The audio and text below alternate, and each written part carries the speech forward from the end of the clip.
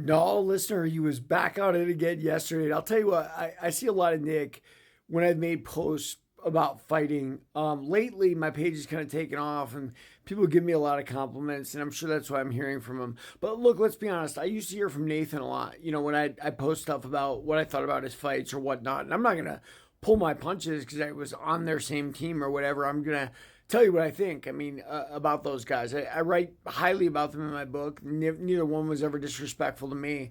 But Nick's in a bad place right now, as we all know, right? Like, and I know that Gilbert and the guys at El Nino have done their best to sort of make this a gang mentality. I'm sure they've got the on site with me. Jake Shields the other day, I didn't take a picture of it. I kind of wish I did.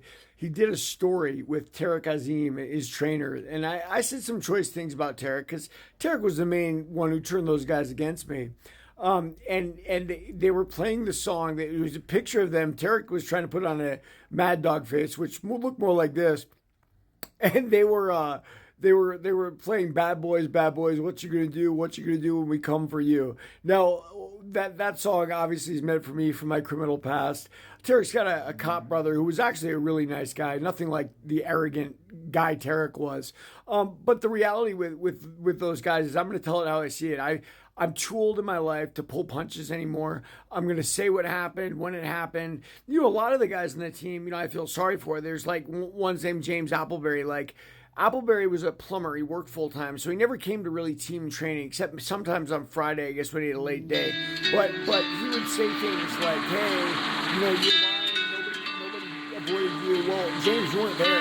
You didn't avoid me. Moses Baca never avoided me. He's a very good guy. But you don't have any idea what happened with Caesar's guys, Roy Boughton or Caleb Mitchell or Nick or Nate or Gilbert or Jake for that matter. He had no idea about what Tarek did with Jake, and Jake even admitted they avoided me. He said they avoided me because I was so bad, which is almost laughable as I think about it in retrospect. But listen, man, those guys can do whatever they want. I hope Nick gets himself back on track. There's no point in sitting around whining. And like I said, man, if I can help him get back on track by getting him a fight, like he wants to fight me bare knuckle, he wants to fight me Muay Thai, I'm more than happy to do that because, that's the only place where it'd be fun for me to actually fight someone. But yeah, either way, man, it's definitely him checking out my page. But the sad part about that is Nathan doesn't check out my page. Nathan did it once, probably when Gil or some of the other guys was bugging him to, and he's just over it. Like, yeah, I don't care about that guy. What difference does it make? Nick is obviously not in a good place in his life, so he's haunted on the negative, and there it is. So yeah, everybody read my book, Warrior of the Light, if you want the inside of the scrap pack.